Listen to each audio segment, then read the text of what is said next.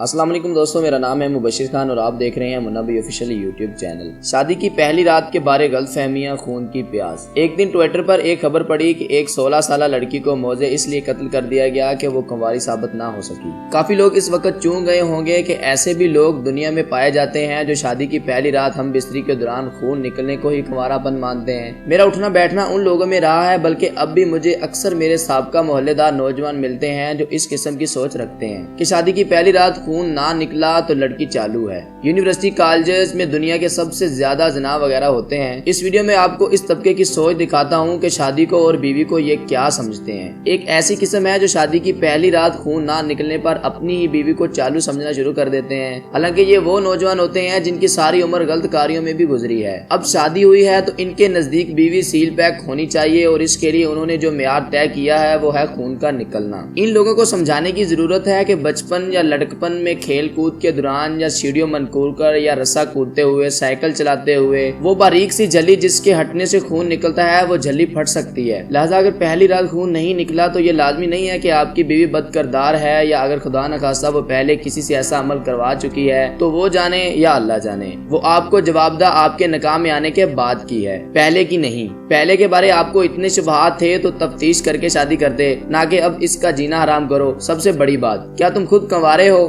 دوسری قسم کے لوگ وہ ہیں جو شادی کی پہلی رات بیوی کو زیادہ سے زیادہ تکلیف دینے کو مردانگی سمجھتے ہیں۔ ان کے نزدیک اگر پہلی رات ہم بستری کے دوران بیوی کو تکلیف کی شدت سے رونے پر مجبور نہ کیا تو ان سے بڑا مرد کوئی نہیں۔ اگر ایسا ہو بھی جائے تو اگلے دن دوستوں کو بڑھ چڑھ کر قصے سنائے جاتے ہیں۔ اگر آپ کسی ہسپتال کی ایمرجنسی میں کام کرتے ہیں یا آپ کا کوئی جاننے والا کام کرتا ہے تو آپ کو علم ہوگا کہ ہر ماہ 1 یا 2 کیسز ایسے لازمی آتے ہیں کہ شادی کی پہلی رات درد کی شدت لڑکی برداشت نہیں کر سکی اور اس کی حالت غیر ہو گئی۔ ان سور میں مردوں کو سمجھانے کی ضرورت ہے کہ عورت بھی انسان ہے، آپ کی بیوی بھی کسی کی بہن بیٹی ہے۔ اگر وہ اس عمل سے ابھی عادی نہیں ہو پا رہی تو اسے کچھ وقت دو، بے شک چند دن دے دو۔ لازمی نہیں پہلی رات ہی ایگزام لینا ہوتا ہے۔ بندہ خدا اسے اس عمل کے دوران بالکل ویسا ہی درد ہوتا ہوگا جیسے مار پیٹ کا درد ہو۔ ہر عورت، ہر لڑکی کی جسمانی برداشت الگ الگ ہوتی ہے۔ اگر آپ زیادہ تکلیف میں دیکھیں تو رک جائیں، کل صحیح پرسوں صحیح، اللہ تعالیٰ زندگی رکھے وہ آپ کی اپنی ہے، آپ اس کے تمام حقوق رکھتے ہو۔ آپ سے کسی نے کہہ دیا کہ پہلی رات یہ کام کرو گے تو ہی ولیمہ جائز ہوگا یا آپ مرد گردانے جاؤ گے۔ تیسری قسم ان لڑکوں کی ہے جو جنسی عمل کے دوران زیادہ دورانیے کو مردانگی گردانتے ہیں۔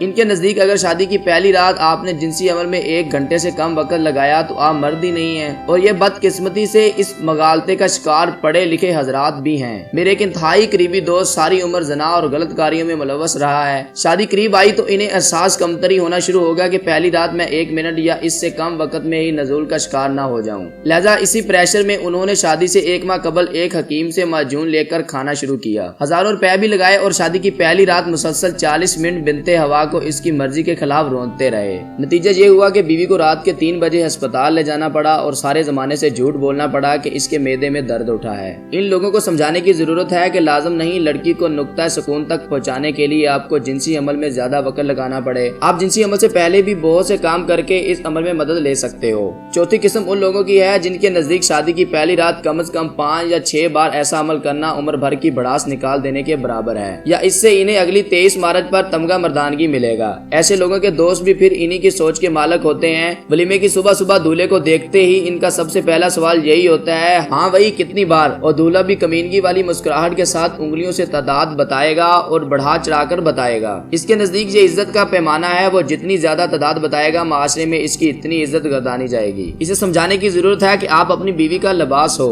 آپ نے ایسے راز شیئر کر کے بھرے بازار میں اپنی بیوی کو خود بے لباس کر دیا ہے اور اپنے ہی دوستوں کے ذہن میں اپنی ہی بیوی کے بارے گندگی کا ایک بیج بو دیا ہے۔ 5ویں قسم ان لوگوں کی ہے جن کی ساری عمر گندی فلمیں دیکھتے گزری ہے اور ان کے دماغ پر گندی فلموں کے سین سوار ہوتے ہیں، اور انہیں شادی کی پہلی رات کا شدت سے انتظار ہوتا ہے کہ یہ سارے سین پرفارم کر کے اپنے آپ کو مرد منوایا جائے۔ ان لوگوں کو سمجھانے کی ضرورت ہے کہ ان موویز میں کام کرنے والے سارے کے سارے پروفیشنل لوگ ہوتے ہیں جو مختلف اور مہنگی ادویات کا سہارا لے کر لوگوں میں بے راہ روی اور خناس بھر رہے ہیں اور نوٹ چھاپ رہے ہیں۔ ان مہنگی ادویات کے بغیر وہ بھی عام انسان ہی ہیں، کوئی باہوبلی نہیں۔ ان इनका मकसद नोट छापना होता है, आप लोगों को तरगीब देना नहीं कि अपनी बीवी को उखाड़ा बना लो। बदकिस्मती से हम इस माशरे में रहते हैं जहाँ माएँ अपनी बेटियों और बाप अपने बेटों से इन मामलात पर बात करते शर्माते हैं। इन्हें ये बातें माँ बाप नहीं समझाते, मसाजिद के इमाम नहीं समझाते, उम्र में बड़े दोस्त या पढ़े लिखे दोस्त नहीं समझाते, तो फिर गलत सोबत अपना असर दिखाती है और इंसान चलता फिरता जिनसी दरिंदा बन जाता है जो बीवी को बच्चे पैदा करने और सेक्स की मशीन के सिवा कुछ समझने को तैयार ही नहीं होता। इस उम्मीद पर यह वीडियो बनाई है कि अगर इन पांचों इकसाम में से कोई एक शख्स भी ये वीडियो देखकर अपनी सोच बदल ले तो किसी की बहन बेटी उखाड़ा बनने से बच जाएगी।